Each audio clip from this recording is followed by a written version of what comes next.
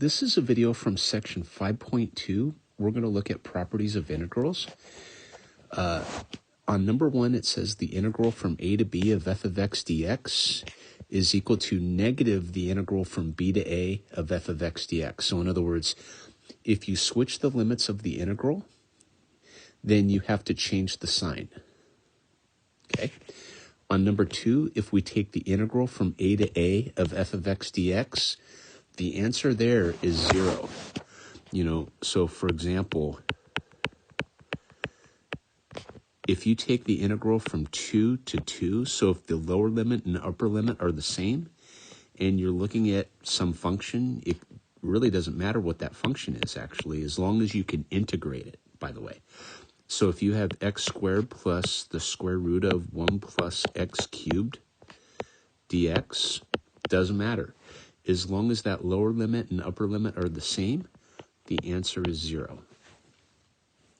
On number 3, the integral from a to b of c dx is equal to c times b minus a. So here, this is x, this is y. Suppose you have a constant. By the way, here's a and b. Here's the constant f of x equals c. And so what you're looking at is if c is positive, that is, you're looking at the area of this rectangle. Well, the height of the rectangle is c, the width is b minus a, and so the area will be the width times the height, or the base times the height. So that's where we're getting c times b minus a from. On number 4, if we take the integral from a to b of f of x plus g of x dx, that's equal to the integral from a to b of f of x dx plus the integral from a to b of g of x dx. The integral of the sum is the sum of the integrals, but this function f of x and g of x both must be integrable. That's very important. On number 5, if we have the integral from a to b of c times f of x dx, we could pull the c out, and we could take the integral from a to b of f of x dx. And on number 6, if we have a difference, so the integral of the difference is the difference of the integrals. So in other words, if we have the integral from a to b of f of x minus g of x dx, that's the integral from a to b of f of x dx minus the integral from a to b of g of x dx. And then this last property down below here is interesting. And so it's easier to think of this property in this fashion. So here's A, here's C, here's B. And so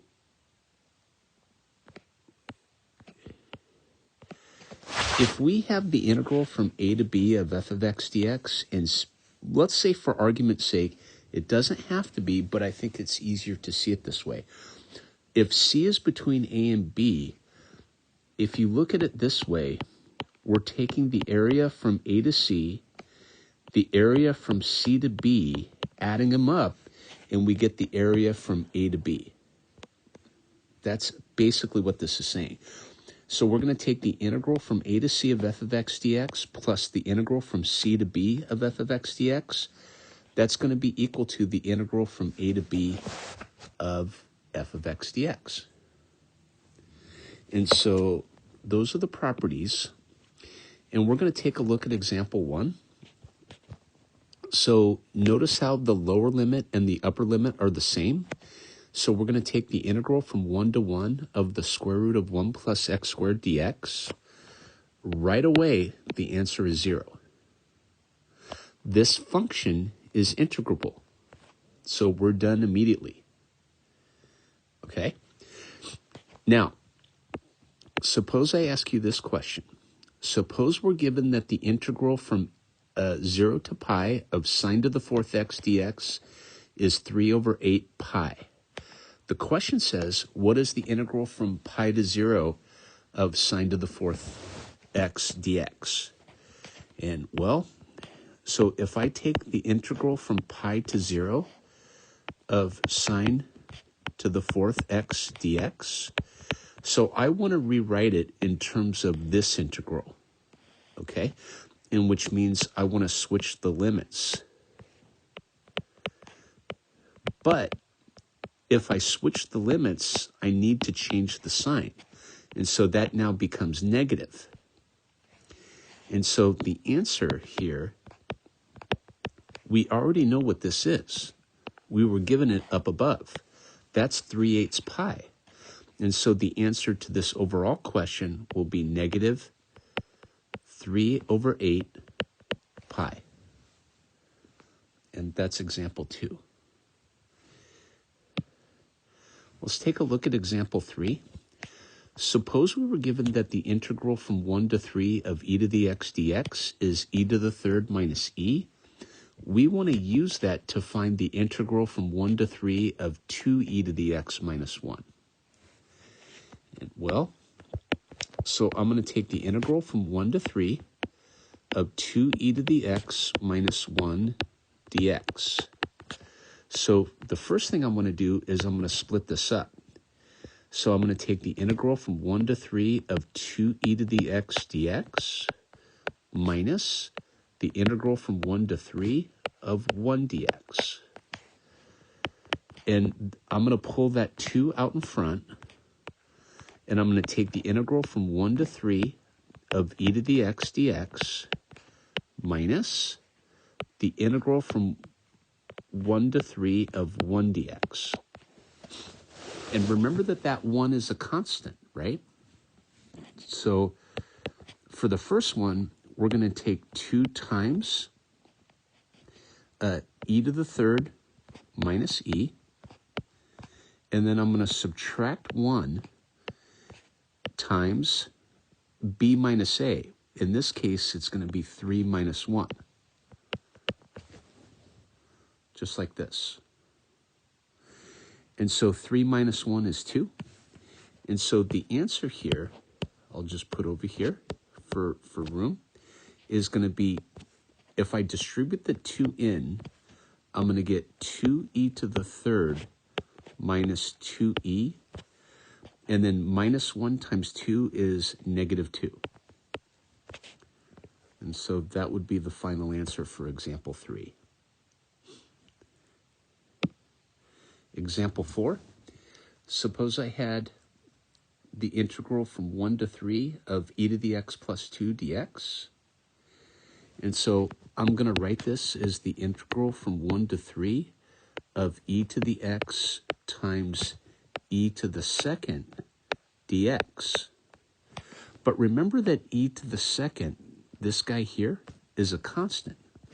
And so I'm going to pull that out in front of the integral. And so I'm going to take e squared times the integral from 1 to 3 of e to the x dx. But remember that we're already given that the integral from e to the x dx from 1 to 3 is e cubed minus 3. So this is e squared times e cubed minus e. And so the answer here would be, if I distribute the e squared in, I'm going to get e to the fifth minus e to the third. And that's example 4. Suppose we take a look at example 5. Now, example 5 says to integrate from 0 to 5 of f of x dx if f of x is 3 for x less than 3, and x if x is greater than or equal to 3. So this is a great question. Okay? Now, here's what we're going to do. We're going to take the integral from 0 to 5 of f of x dx. And what this 3 tells me to do is I'm going to bust this integral up at 3. So, in other words, I'm going to take the integral from 0 to 3 of f of x dx. And I'm going to add the integral from 3 to 5 of f of x dx. Now, so from 0 to 3, now, yes, it's if x is less than 3, but subtracting off that point will not affect the area of that curve, by the way. So for the first one, you're going to get 3 multiplied by 3 because your b is 3 and your a is 0. So 3 minus 0 is 3, and you're just going to multiply by that function, which in this case is 3.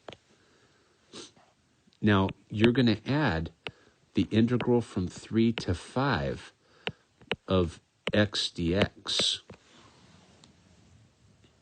like so. Because if x is greater than or equal to 3, f of x is x. Now, so this here is 9 plus the integral from 3 to 5 of x dx. Now, what I want to do is I want to interpret this integral as an area. So let's go ahead and do that on the next page. So we're going to draw a picture. Here's x, here's y. At 3, we're at 3. At 5, we're at, so this is 3, this is 4, this is 5, right? And so we're going to get something like this. And if you notice, that looks like a trapezoid. So the question then becomes, what's the area of this trapezoid? And if we recall, so here's capital B, here's little b, here's height h. The area is going to be 1/2 h times the sum of the bases. Well, the height is going to be, that looks like 2. So the area would be 1/2 of 2 times 3 plus 5. Because this is 3, this is 5. So you almost have to look at that trapezoid tilted.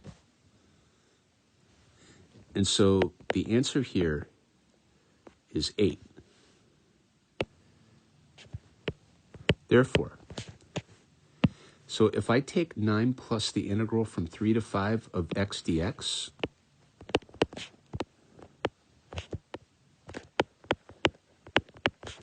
that's going to be 9 plus 8, right? Because we just established that that has area 8 when you draw that picture. And so the answer here is 17. And so therefore, the integral from 0 to 5 of f of x dx must equal 17.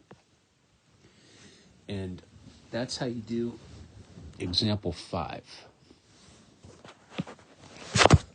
Let's take a look at example 6.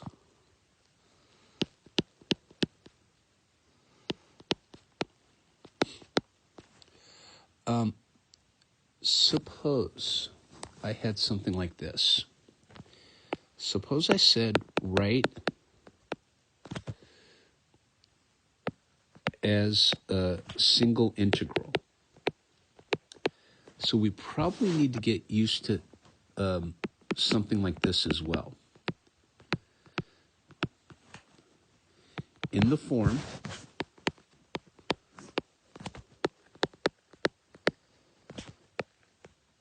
the integral from a to b of f of x dx. So we got the integral from -2 to 2, of f of x dx plus the integral from 2 to 5 of f of x dx minus the integral from -2 to -1 of f of x dx.